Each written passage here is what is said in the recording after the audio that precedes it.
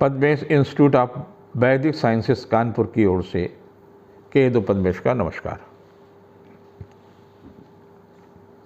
ग्रह और नक्षत्रों का प्रभाव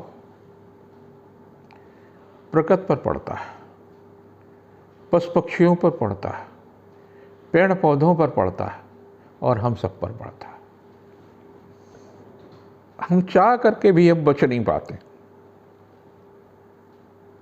आप धूप में खड़े हैं तो धूप का असर होगा, आप माइनस टेम्परेचर पे खड़े हैं तो उसका भी असर होगा। ऐसे ही 20 तारीख को सूर्य ग्रहण पड़ रहा है। सूर्य ग्रहण मेष राशि और अश्विनी नक्षत्र पर पड़ेगा। इसका सीधा सीधा प्रकृति पर प्रभाव पड़ेगा। मेष का तात्पर्य है मंगल है और उसमें क्या है? सूर्य है, चंद्रमा है, राहु है, बुध है और चलित में बृहस्पति भी आ जाएगा। यूं तो 21 तारीख को बृहस्पति मेष पे पहुंचेगा, जहां पर गुरु चंडाल योग बनाएगा, लेकिन अभी राहु, सूर्य, बुध और चंद्रमा की युति है। ये ग्रहण यूं तो भारत में दिखाई नहीं देगा, लेकिन प्रकृति को प्रभावित करेगा। गर्मी बढ़ेगी और सूर्य जब तक राहु के साथ रहेगा, यानी 14 मई तक, तो कहीं कहीं 45 और 46 डिग्री तक टेम्परेचर पहुंचेगा। आपको लू से बचना होगा। स्वास्थ्य प्रभावित हो सकता है। नए पौधे, उनको भी आपको सुरक्षित रखना होगा, उन पर भी असर होगा। वायरस का भी असर दिखाई दे रहा है। कहीं कहीं कोविड प्रभावी भी होगा। कोविड से सावधान रहने की आवश्यकता है। जब आप घर से निकलें, कहीं भी जाएं, ऑफिस जा रहे हैं, दुकान जा रहे हैं, फैक्ट्री जा रहे हैं, स्कूल जा रहे हैं, तो पानी कम से कम 2 गिलास पी करके जाएं और वो जल शुद्ध होना चाहिए। साथ ही साथ मास्क लगाना ना भूलें। वहाँ जाने पर आपको अगर सुविधा है तो साबुन से हाथ धो लें या ऐसे सामान्य जल से हाथ भी धो सकते हैं। ऐसा कुछ न खाएं जो बहुत तला फला हो। फल भी खाएं तो एक लंबे समय से कटे हुए न खाएं। तत्काल फल कटवाएं, चाहे वो खीरा, ककड़ी, कुछ भी हो। सावधानी रखने की आवश्यकता है। आप स्वस्थ रहेंगे, आपका परिवार स्वस्थ रहेगा, आपका व्यापार स्वस्थ रहेगा, आपकी नौकरी स्वस्थ रहेगी, आपका संस्थान स्वस्थ रहेगा। जली चीजों पर प्रभाव पड़ेगा। सूर्य की गर्मी, सूर्य का तप वैशाख की अमावस्या है। क्या और सावधानी कर सके? आम भाषा में सत्तू, हमारे प्राचीन मनीषियों ने गर्मी से बचने के लिए सत्तू का उपयोग किया था। हम सत्तू तो भूल गए। तरह तरह के पेय पदार्थों में, जिनमें बहुत शुगर हो सकती है, नुकसानदायी हो सकता है। संभव हो दिन में 1 या 2 बार सत्तू जरूर पिए, खाएं। और इस बात का ध्यान रखें कि सत्तू में मिलावट ना हो। चना, जौ, ये आपकी पाचन प्रक्रिया को सबसे ज़्यादा शुद्ध रखेंगे। लीवर की समस्याएं बढ़ेंगी तो मादक वस्तुओं का भी प्रयोग न करें। आपको सचेत रहने की आवश्यकता है 30 अक्टूबर तक। स्वास्थ्य के प्रति सचेत रहें और कम से कम 1 महीने, वैशाख के 15 दिन और जेठ का अगर पूरा महीना सत्तू आप खाते रहते हैं, सत्तू को पेय पदार्थ के रूप में इस्तेमाल करते हैं, तो आपके लिए अधिक अच्छा होगा, स्वास्थ्य अच्छा होगा। आप प्रकृति की जो मार है, गर्मी की जो भीषण तप है, दोपहरिया तपेगी। अधिक से अधिक समय सुबह के समय या 5 बजे के बाद के समय में अधिक से अधिक कार्य निपटाने की कोशिश करें जो घर से बाहर रखा हुआ, और दोपहर में अधिक से अधिक समय अपने घर को दें। उसमें सत्तू का प्रयोग जरूर करें। वैसे भी हमारे यहाँ एक पर्व मनाया जाता था, सतुआई अमावस्या। हम इन परंपराओं से दूर होते चले जा रहे हैं, हम भारतीयता से दूर होते चले जा रहे हैं। उस स्वास्थ्य के लिए एक अमावस्या से लेकर के और जेठ की पूर्णिमा तक सत्तू के सेवन की परंपरा थी। घर में बनता था, गांव में भी, शहर में भी, लेकिन अब शायद देखने को कहीं कहीं मिलता है। खाइए, आप स्वस्थ रहेंगे, आपका परिवार स्वस्थ रहेगा और इस ग्रहण का प्रभाव प्रकृति पर अधिक पड़ेगा। अग्नि दुर्घटनाएं बहुत होंगी क्योंकि सूर्य जो है मेष में है और उससे तीसरे मंगल है मिथुन में। बुध वक्री हो जाएगा, बृहस्पति भी आ जाएगा, तो आपको सावधानी रखना होगा। अगले कुछ महीनों तक घर में दीपक जला रहे हैं, अगरबत्ती लगा रहे हैं, आरती कर रहे हैं, इन छोटी छोटी चीज़ों पर भी आपको सावधानी रखना है। किचन में तो रखना ही होगा। अगर ऐसा सब कुछ करते हैं, आप सुरक्षित, आपका व्यापार सुरक्षित, आपका परिवार सुरक्षित है। यही हम चाहते भी हैं। हमारे इस पदवेस्ट यूट्यूब का जो मकसद है उससे केवल यही है कि आपको लाभ मिले। हमारे साथ जुड़े हुए हैं वर्षों से। जब मेरे पास कोई 69 और 70, 75, 80 का व्यक्ति मिलने आता है और कहता कि साहब उन वर्षों में मैंने आपने जो लिखा था, अब मैं आप अपने पास पोती और पोते के लिए आया हूँ। अच्छा लगता है कि इतने वर्षों से जुड़ा हुआ है और उसको जो बताया वो सही हो रहा है। कल ही भोपाल से एक सज्जन मिस्टर बारवे आए थे और वो पुस्तिका दिखा रहे थे जो उनको हमने दिसंबर 79 में भोपाल के प्रवास में दी थी। उन्होंने कहा कि साहब इसमें जो कुछ भी लिखा है वो सब कुछ सही निकला है। मेरी ज़िंदगी के 60 वर्षों के बारे में जो कुछ भी लिखा है, कब मेरा दूसरा विवाह होगा, कब मेरी पत्नी की निधन है और बच्चे कैसे होंगे, क्या होगा, सब कुछ लिखा था। वो अपने बेटे के लिए आए थे। अच्छा लगता है और यही मेरा उद्देश्य भी है कि अधिक से अधिक ज्योतिष की प्रमाणिकता हो। और एक अच्छी सी बात है, अब जो नवयुवक हैं, अभी लखनऊ में 23 तारीख को यानी 23 अप्रैल को पंकज त्रिवेदी वहाँ पर ज्योतिष सम्मेलन कर रहे हैं। देश के और विदेश के भी ज्योतिषी आए हैं, जैसा उन्होंने बताया, आ रहे हैं। हम ही उस कार्यक्रम का उद्घाटन कर रहे हैं। आप सभी आमंत्रित हैं। हम वहाँ के सरोवर पोर्ट को हजरतगंज में होटल है, उसमें 2 दिन रहूँगा, 22 और 23 तारीख को। जो ज्योतिष प्रेमी हैं मिल भी सकते हैं।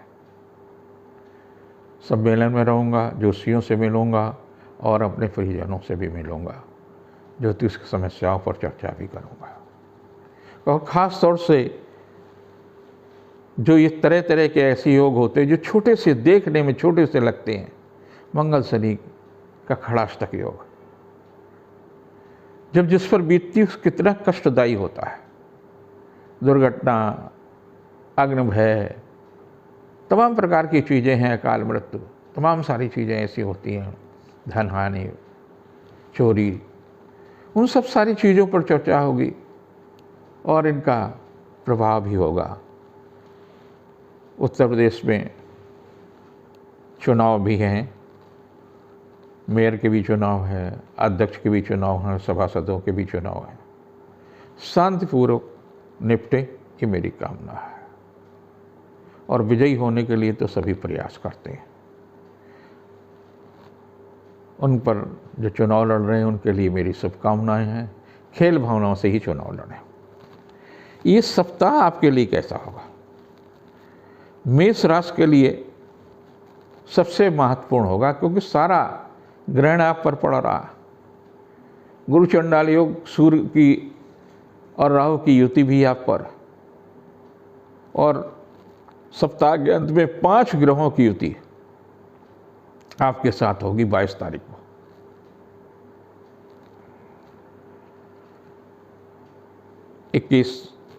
इक्कीस को 4 ग्रहों की युति हो सकती है। 16-17 आपके लिए काफ़ी महत्वपूर्ण होगा। आधिकारिक रूप से कुछ करने की इच्छा है तो उस दिशा में सफलता मिलेगी। जीविका के क्षेत्र में भी प्रगति होगी। शासन सत्ता का सहयोग रहेगा। और 18-19 को स्वास्थ्य के प्रति सचेत रहने की आवश्यकता है। व्यर्थ की उलझनें हो सकती है, मन अशांत हो सकता है। और 20-21 भावुकता का समय होगा।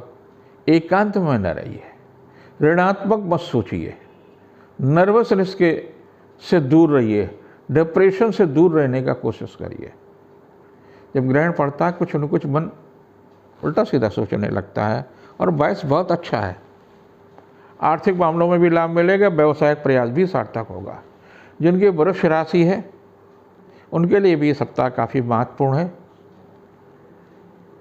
आपकी राशि से 12वें ग्रहण है तो आपको चाहिए भावुकता पर कुछ भी ऐसा कार्य न करें, खास तौर से रुपए पैसे के लेन देन में वो कहीं न कहीं नुकसानदायी हो सकता है। व्यर्थ की उलझनें हो सकती हैं। आर्थिक मामलों में जोखिम न उठाएं। जहाँ तक 16-17 की बात है वो महिला अधिकारी से आपको सहयोग मिलेगा। राजनैतिक महत्वाकांक्षा की पूर्ति हो सकती है। व्यवसायिक प्रतिष्ठा लाभदायी होगी। और 18-19 को संतान के दायित्व की पूर्ति होगी। शिक्षा प्रतियोगिता के क्षेत्र में चल रहा प्रयास सार्थक होगा। वहीं 20-21 तनावपूर्ण तिथियाँ हो सकती हैं। स्वास्थ्य के प्रति सचेत रहने की आवश्यकता है। मन खिन्न होगा और वायु उत्साहवर्धक है। रिश्तों में मजबूती आएगी। पारिवारिक या मांगलिक उत्सव में हिस्सेदारी रहेगी। और इस सप्ताह तो भगवान विष्णु के 6ठे अवतार भगवान परशुराम का भी जन्म उत्सव है। हम सब धूमधाम से मनाएं। अक्षय तृतीया का पर्व है। उसमें मूल्यवान वस्तुएं, पुस्तकें, सोना चांदी जो भी आप खरीद सकते हैं कुछ न कुछ खरीदिए। जिनकी मिथुन राशि है पारिवारिक और व्यावसायिक दृष्टि से काफ़ी महत्वपूर्ण है। आर्थिक पक्ष मजबूत होगा। गृह उपयोगी वस्तुओं में वृद्धि होगी। रचनात्मक प्रयास सार्थक होगा। जीविका के क्षेत्र में चल रहा प्रयास फलीभूत होगा। 16-17 को सचेत रहने की आवश्यकता है। मन खिन्न हो सकता है। व्यर्थ की भाग दौड़ हो सकती है। 18-19 को रचनात्मक प्रयास फलीभूत होंगे। रिश्तों में मजबूती आएगी। उच्च अधिकारी का सहयोग मिलेगा। 20-21 को शिक्षा प्रतियोगिता के लिए भी उत्तम है, पारिवारिक और व्यावसायिक दृष्टि से उत्तम है। 22 को कोई ऐसे टिप्पणी न करें जिसके कारण से आप पारिवारिक या व्यावसायिक मामलों में परेशानी मिले। रिश्तों में मजबूती करें। जिनकी कर्क राशि है उनके लिए भी काफ़ी महत्वपूर्ण है, राजनैतिक दृष्टि से भी महत्वपूर्ण है। पिता या धर्म गुरु का सहयोग मिलेगा। यात्रा देशाटन की भी स्थिति बनेगी।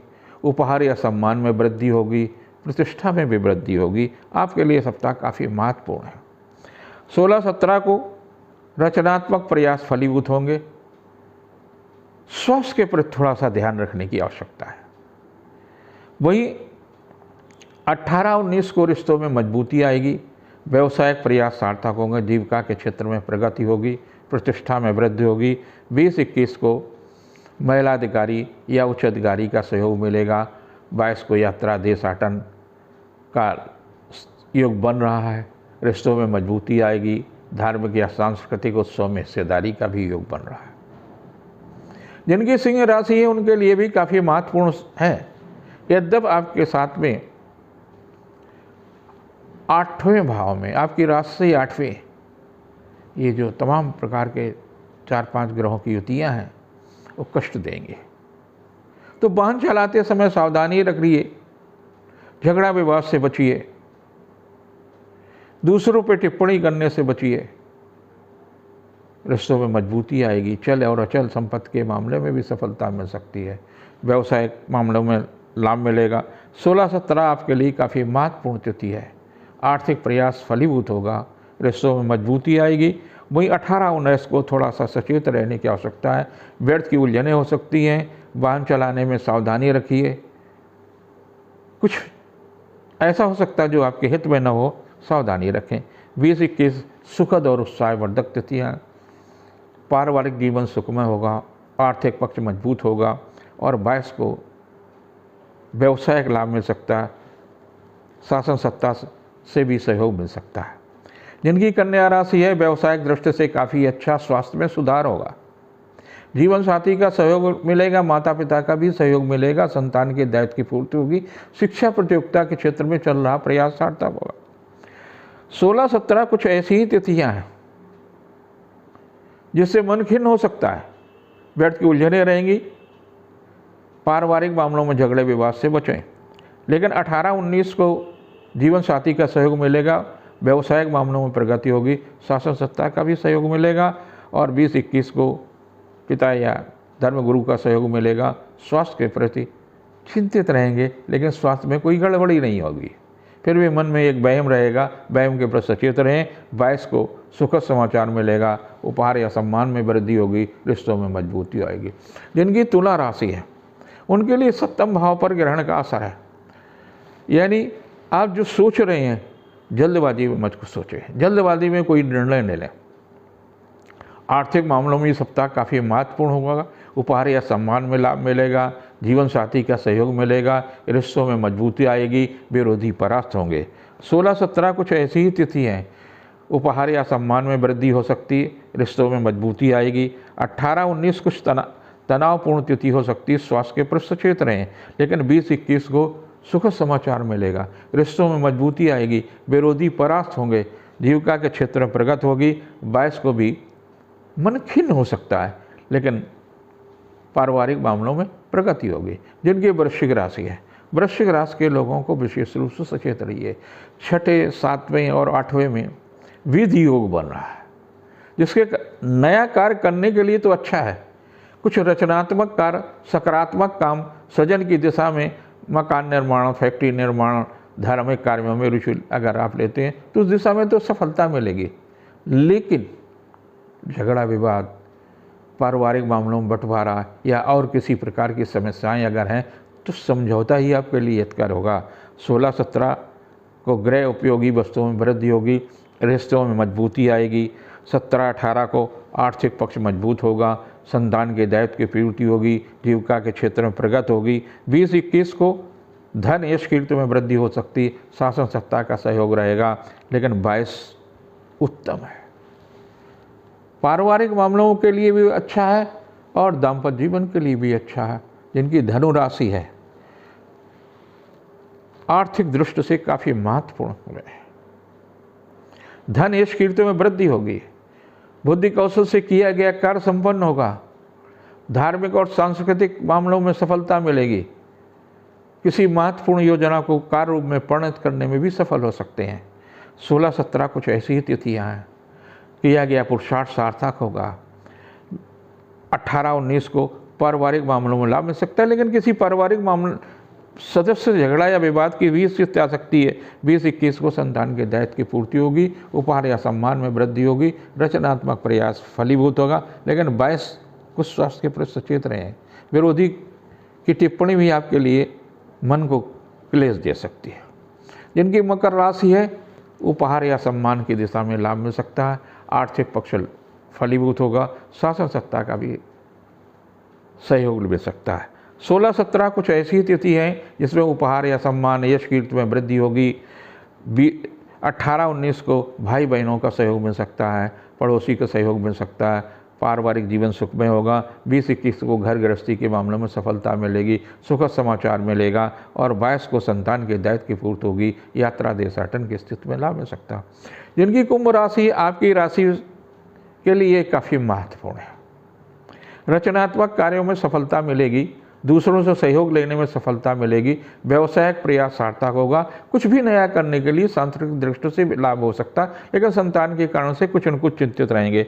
16-17 को मन थोड़ा सा खिन्न रहेगा। स्वास्थ्य के प्रति संतान के कारण से चिंतित रहेंगे। व्यय अधिक होगा।